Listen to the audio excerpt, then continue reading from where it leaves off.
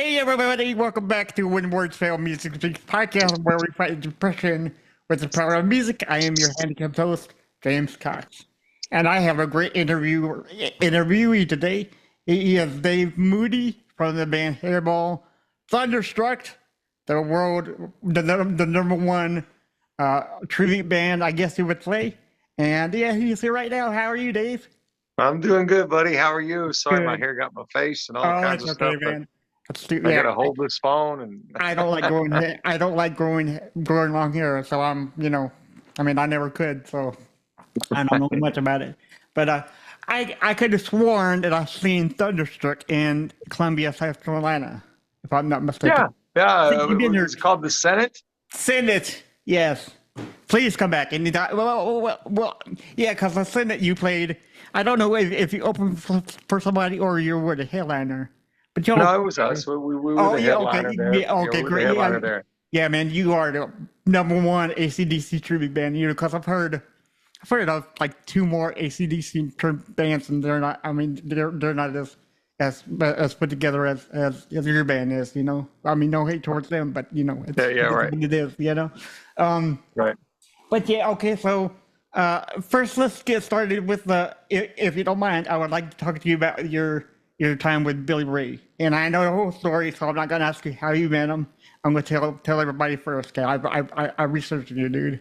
Okay. Oh, okay. All right. So now I'm not sure when, but you became friends with Billy's brother first, and then I think Billy was looking for another bassist to fill in for his past bassist, and his brother called you because you're a professional bassist, and he asked you, and you went to his I guess you went to his studio and you practiced with him, and he said, "Yep, you're in." Right? Did I get it right? Yeah, correct. I Okay, mean, you good. really did your homework. Okay, Yeah, good. Yeah, that's the long and short of it.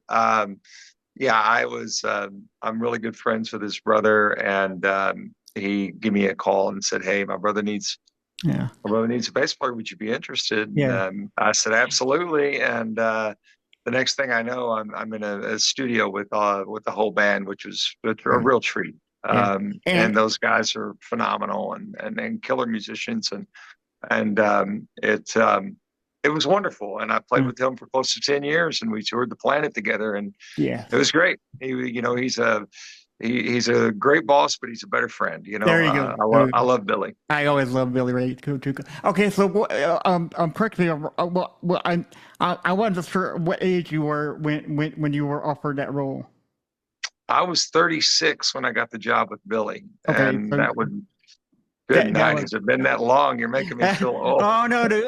Well, I'm 44, so I am old. So so all right. But yeah, so I was 36, and I'm 53 now. I'm in my You do not 53rd look like it summer. at So all. yeah, You do not look like 53, brother. You look like me, 44. I'm like, uh, yeah, dude. Uh, yeah, but I don't know if I researched you. Okay, so you were with him 2007 to 2016, if I'm correct. Is that uh, is that right? yeah, right around there, Okay. right around there. Yeah. Yeah, right around that area. Yeah. And you were on 5 albums: Home at Last, Back to Tennessee, I'm American, Change My Mind, and Thin Line.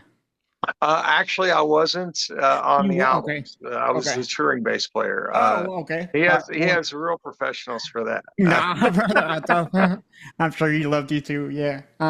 But during your time with Billy Ray, since we're on him, what was your most surprising or unexpected thing that you learned about life on the road with the country store, or like just being out in like general?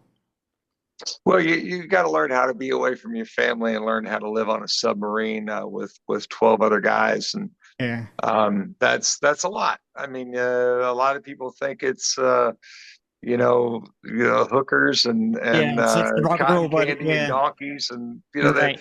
they think it's just a big party, but it is. I mean, it can be, but by and large, it's just a lot of guys out there working and doing their job at a high level and bringing entertainment to the masses. So um, it presented itself I was out with a bunch of seasoned veterans, and they were just incredible players. And I learned how to be a pros pro with Billy because these guys were so good at what they did. And they talk about Switzerland like we talk about going down the street into town. You know, they've been around the block. You know, Yeah, oh yeah, yeah. so whenever I got with them, that's who I was joining, and they were just wonderful. So I had to learn how I got on a fast moving train, and it definitely wakes you up and hits you in the head. Oh, this is how real people, this is how professionals behave. Right. Okay, I get it. I get it. So yeah, it was rather much a culture shock. Yeah. Yeah, yeah. Because the fans like me. Well, I know. But most fans think that it's all about drugs, sex, and rock and roll, like it's portrayed on TV. You know, but they don't know the insights. You know, because like what you said, you had to be with them all the time in like a condensed bus. You know, it's not very. I guess it's not very eye opening that for most people they think it's all parties every time and everything everywhere, but it's not that, right? No, it's 90% of the job is being a good hang and having nobody wanting to kill you. Right. That's Yeah, the exactly. musicianship almost comes second to that. Right. Yeah, he can play, but they all want to kill him after about 20 miles down the road. That's Yeah. the thing. So you don't want to be that guy. You want to be an easy hang. You want to be responsible, accountable, and you want to do your job at a high level every single night. You want to make sure that you're on time, and again, it's a real job. I mean, yeah, it's a fun job, but it's a job nonetheless. It's definitely falls in the job category for sure. Right. Yeah. I learned that your first love is rock and roll, correct?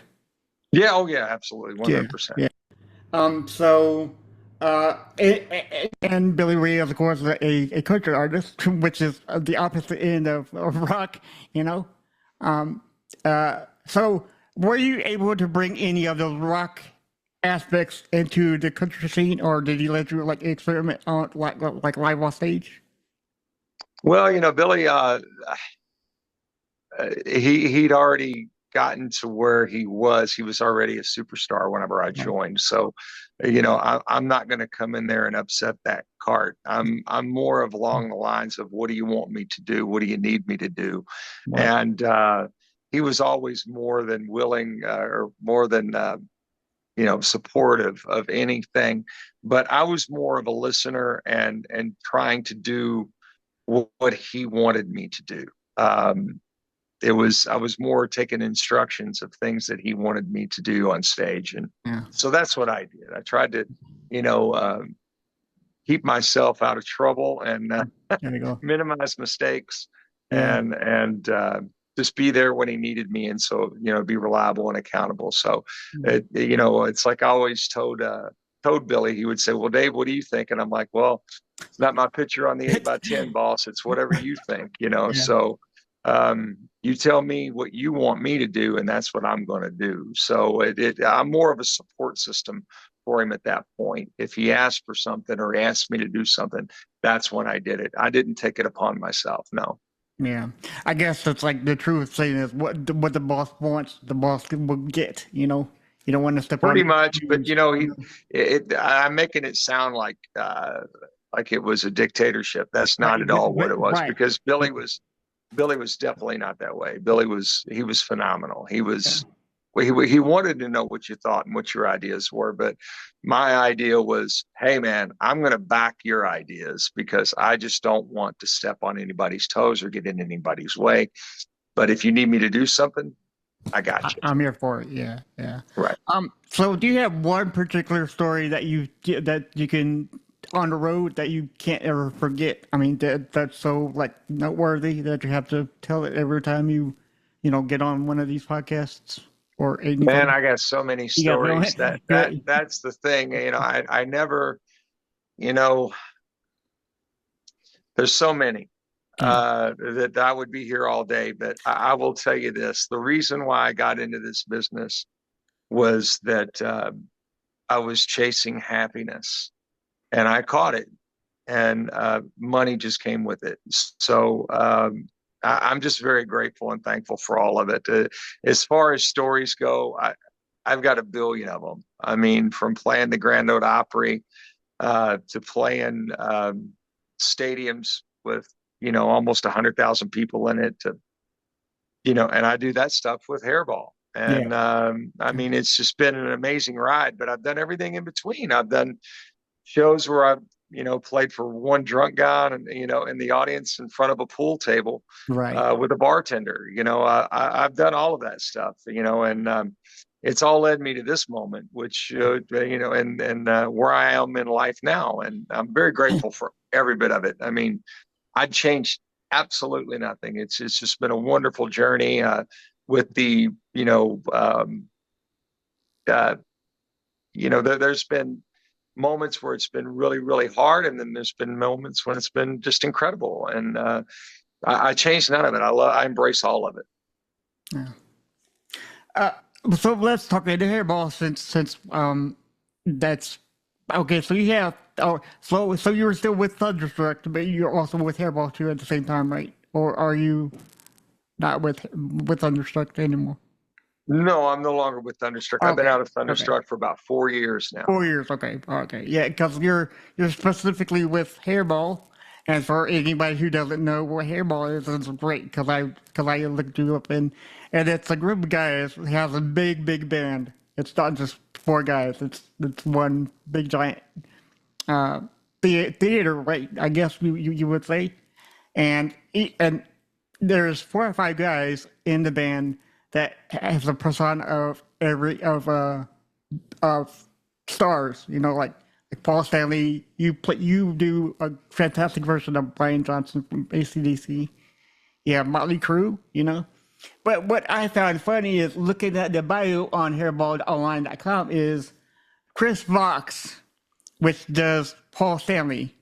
He lists everybody but Paul Stanley as his favorite singers, and you mention Paul Stanley as a favorite singer, but the guy that plays Paul Stanley doesn't have Paul Stanley listed as his favorite singer. I thought that was pretty funny. Yeah, Chris, you'd have to speak to Chris on that, but I will tell you this: Chris is one of the most talented individuals I've ever had the opportunity to work with in my entire life, my entire career. He is so talented. It's sick. And he's one of those guys that make you mad. Right. Yeah. It's like, you're so you good. Just see him, he's effortless. He's just so good. And again, I say this, I said it about Billy, I say about Chris. He's a great co-worker and a better friend, and just funny man. Yeah. Makes me laugh quite a bit. But you can see it in my face. I light up when I talk about Chris. He's pretty awesome, and lucky and blessed to be able to play with him. Yeah. Sounds just like Paul Stanley. Matter of fact, speaking of sounding like him, you sound like almost like Brian Johnson, man. You have a great voice.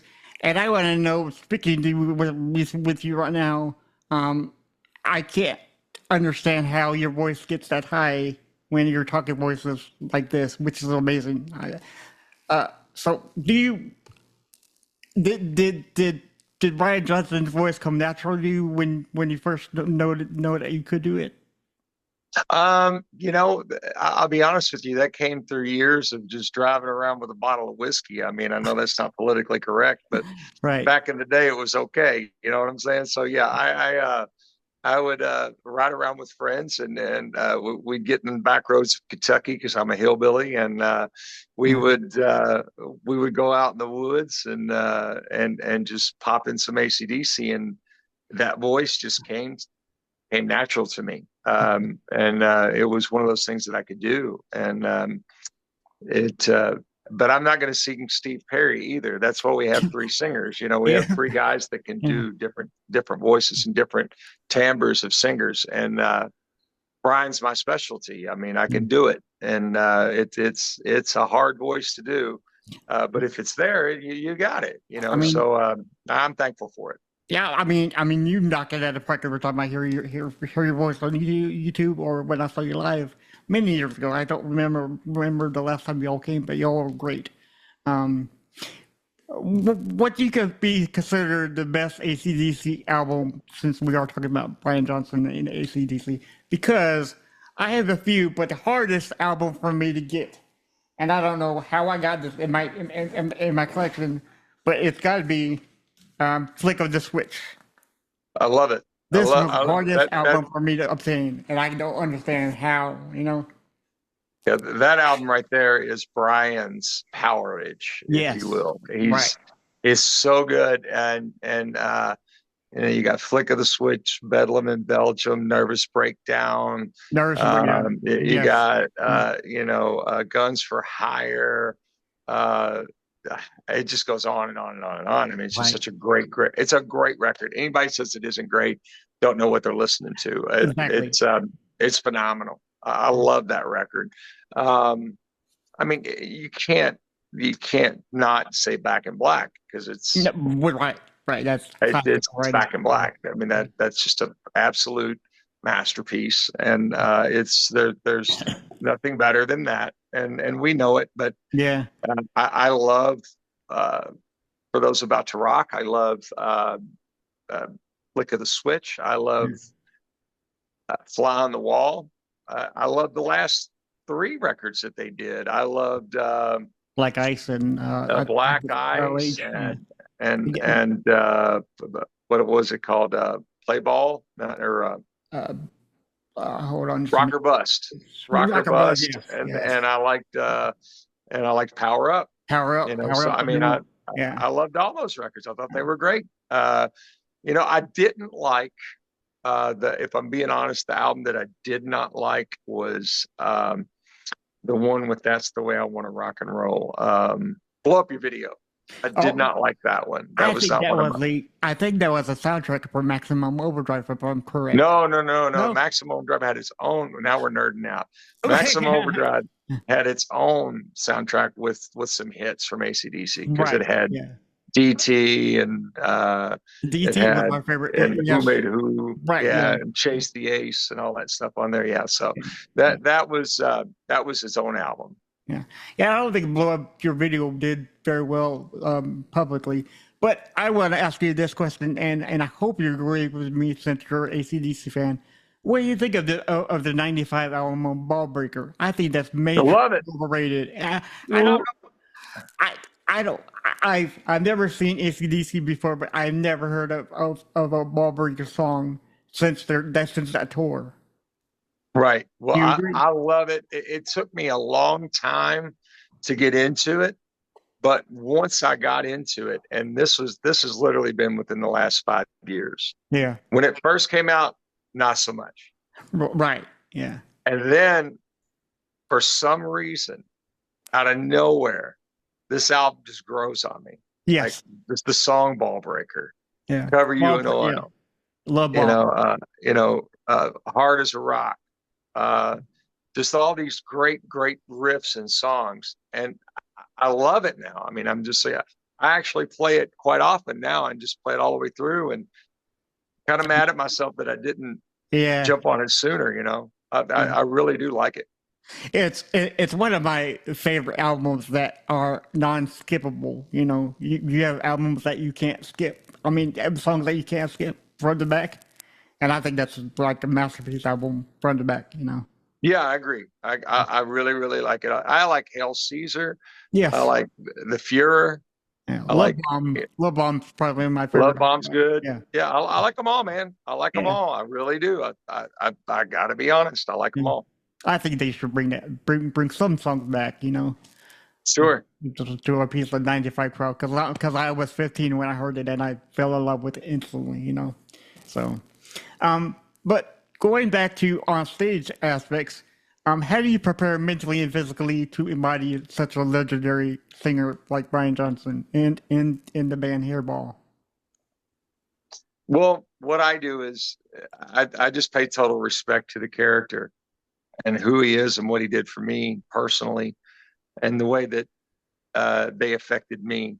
And if they affected me that way, then they've affected millions that way, right? So I want people to remember it the way that they saw it, or the the way that they remember it. I want them to like look up there and see Brian Johnson and hear that voice Yeah. and go, wow, that I know it's not him because he's 2 times taller than Brian, but Right. I want them to hear it and go, I'll be damned if that isn't as close as it gets, Yeah. and to have that voice. And I do the same thing with the Gene Simmons character and the makeup and the costuming and all of those characters. I do my best to make sure that I'm giving you everything that I remember and really studying their mannerisms and the way that they do things, because I want you to, kind of live in the spirit world and suspend disbelief for just a few minutes, Yeah. and have some fun with it. Yeah. Yeah. I, I don't know how tall each of them are, but I heard Jim Brewer said they're all like 4'2". Yeah, Like, oh my God, that's great. Yeah. they're short. Yeah, They're short guys, but they're so in the pocket, and every song I hear sounds almost like all the other songs, but it's great. You never want them to change because we expect that from the band, yeah, yeah. At least it's I don't mean nothing, when it comes to rock and roll, man. It's all right here. It's all right here. There we go. So, all right. If you could only pick one legendary rock song to perform for the rest of your career, whatever it is, which one would it be? And that's a tough one. One song. One that I would never get tired of. Right. Man, that's tough. I mean, so many. I love singing Hell's Bells because it's so challenging and Right. and most people can't do it. And it's such an amazing intro too, with the bell. It's a hard one. That one never gets old. For those about to rock is about the same way. It's a hard one. I like the challenge of the hard. I like for it for it to be difficult. That's cool. Yeah. I think the most I looked it up years ago, but I don't know if it's still true. But I think the most overplayed song would be "You Shook Me All Night Long." Yeah, and that's unfortunate. It's a great song. It's a great song, yeah, but it's everywhere. Yeah, it's and it's sad when a song that good, you're like, man, I just don't. If I don't hear it, it's okay. But it's still a wonderful song, and the energy it brings to our show when we do it, you can't help it. But you just look out and you see people, and they're just so happy when we play it. It's like, how can you deny it? You got to give them what they want. Right. Okay, so so I'm gonna dive back a minute, going to your country inspiration and rock now. Did your experience with Billy Ray influence how you work now as a part of Highlighting Collaborative Tribute Band? Oh, from a work ethic standpoint? Yes. Absolutely. Because I know that would be like such a transitional move from rock. 100%. Yeah. I always had great work ethic. Okay. I'll outwork anybody, and I don't say that arrogantly. I just mean it. I enjoy work. That's my thing. I love it. I love the work. Billy took it up a notch whenever I got with him.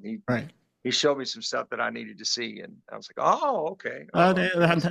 Yeah. I see what you're doing there. That makes sense. Okay. Right. But yeah, you'll never outwork me. Never.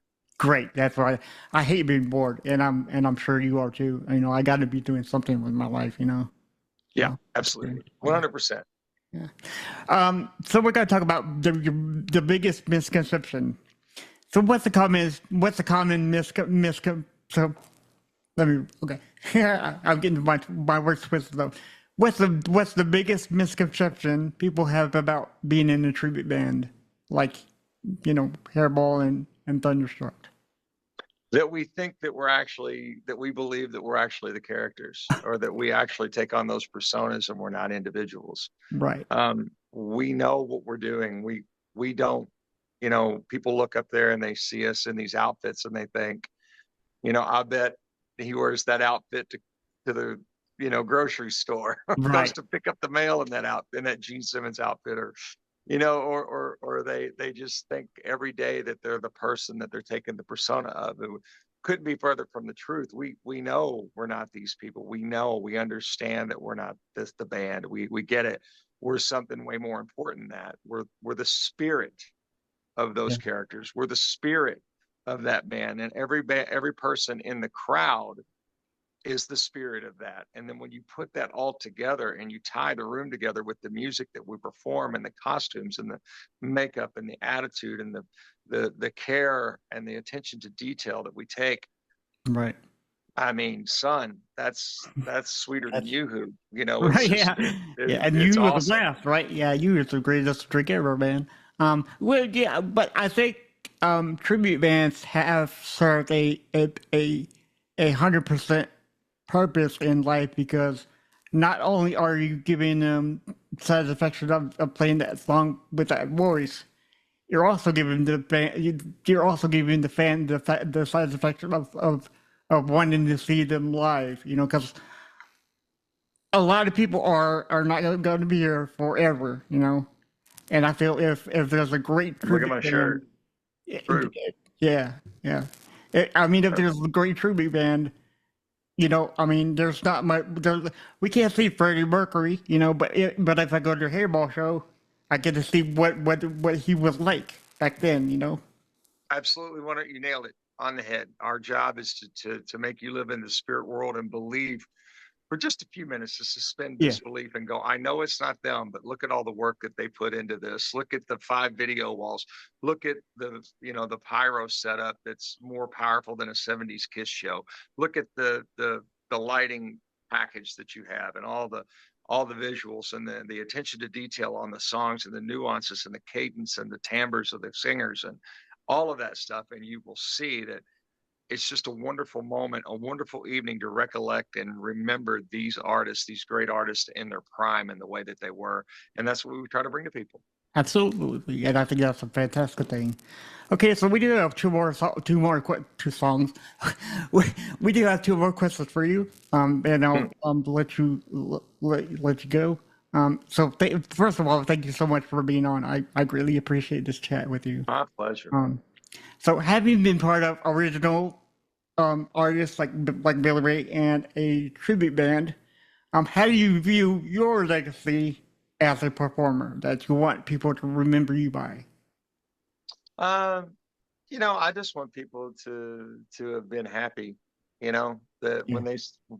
when I performed that they enjoyed themselves. That's all I care about. That they had a smile on their face, and for 2 hours they forgot about the rest of the world. They forgot about their problems. They forgot about their bills. They forgot about maybe their sickness, or maybe somebody who was sick, or somebody in their family who's not feeling good. And for 2 hours, all of that was outside the walls of the concert that we were performing at. And I think that if I can do that, then I've helped people for a moment. That's a wonderful thing to me. That's the highest honor that I can have. Yeah, music is just a powerful thing, man. Stress reliever, depression reliever, anxiety reliever. It does so many things, and like you said, it takes them out of their day, whatever it is, whatever bothering them. For 2 hours, they'll get on and have fun. At least for that amount of time. So yeah, we thank you for that too. One more question, and then well, we're going to wrap up here. Um, is there one song, artist, or album that you can listen to right now, but you can't tell me or any of your bandmates how it makes you feel deep inside your soul? It makes you feel like emotional to a point where you can't tell how it makes you feel. Like a guilty pleasure kind of thing, or something that just makes me just hits me in my feels. Yes, hits you in the feels. Yes, sir. Oh, I got a lot of those. Oh, I got good. a lot of. Okay. Yeah. If I'm listening, I have no problems. If I'm listening to Willie Nelson or Johnny Cash or Merle Haggard or hell, I listen to ABBA. I listen to Motorhead. I listen Yes. to. I've got Yeah. I've got a big palette, and I can get the same intensity from a Slayer song as I can from a Frank Sinatra song. I can get the same intensity from an ABBA song as I can from a Venom song. I could get the same intensity from all of that stuff, and same vibes and feels and emotions, that will gather me, because I believe in the art, and I believe in and I don't judge genres. I don't judge people's what they like. I don't judge. If it makes you feel good, it makes you feel good. You know what I'm saying? So I would say that, sitting with Willie Nelson and a cup of coffee, looking at the sunset over the ocean, That's the best thing. That'll get you every time right there, buddy. Absolutely, absolutely.